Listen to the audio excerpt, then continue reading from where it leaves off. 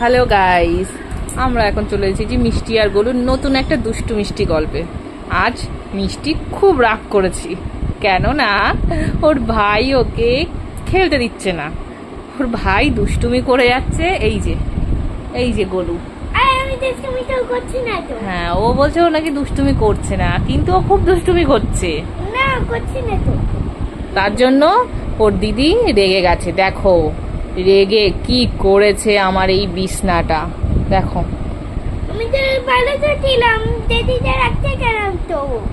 ও বলছে ও টেডিটা নাকি রাখতে গেছিল। হ্যাঁ, রাখতে কি করেছে? ও ওর নাকি সব কেক ফেলে দিয়েছে। তা বন্ধুরা, তোমরাই এখন বলো, এখন কি করব? আমি তো কিছুই বুঝতে পারছি না। মিষ্টির রাগটা এখন আমি ভাঙাবো কি করে?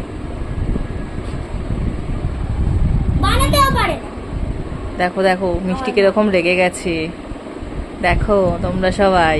আর ওর ভাই দাঁত কেলাচ্ছে। এই দেখো, ও রেগে গিয়ে ওর ভাইকেও মারতে যাচ্ছে। আবার নাকের মাঝখান থেকে দেখো চুলটা এমন ভাবে উঠেছে যেন মিষ্টির নাকই নেই। ও আবার সরিয়ে দিল, আবার হাসছে। দেখতে পাচ্ছ তোমরা মুখটা? আরে কিরকম করে হাসছে তাই বলছে আবার ওর ভাই।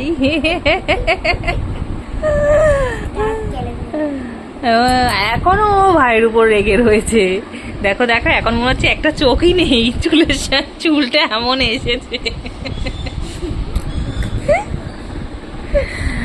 সব বন্ধু দেখতে পাচ্ছে কিন্তু। মিষ্টি এত রেগে যায়, কি আর বলবো, কিচ্ছু বলার নেই মিষ্টিকে।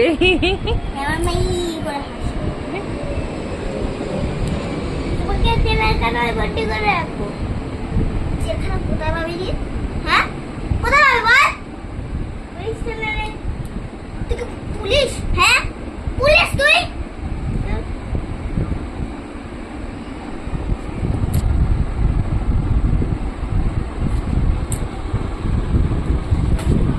রাগ করে চলেই গেল মিষ্টু। আর ওর ভাই বসে আছে, চিন্তা করছে দিদি কোথায় গেল, কোথায়। দিদি সবকে মারাবে বললাম, চাচা নয় চলে গেল অন্য জায়গায়। তাই ওই দেখো বন্দুক এনেছে কোথা থেকে আবার। এটা তো আসল বন্দুক না, এরকম বন্দুক। এখন গোলু আবার বলছে দিদিকে গিয়ে রাগটা নাকি ও ভাঙাবে। দেখা যাক ও দিদিকে কি করে রাগটা ভাঙায়। যাচ্ছে, এই লাভ দিয়ে একদম পুরো দিদির কাছে ও। দেখো দেখো দিদি তাও রাগ ভাঙছে না ওর। হায় কপাল, ও যে কি করবে কিছুই বুঝতে পারলো না। যা রাগের চোটে চেনটাই তো ফেলে দিল। এবার আরো রেগে গেল রে দিদি, কি করবে?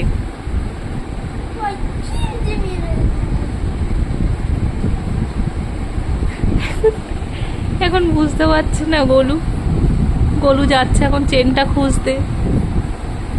চেনটা খুঁজছে দেখো, কিন্তু খুঁজেই পাচ্ছে না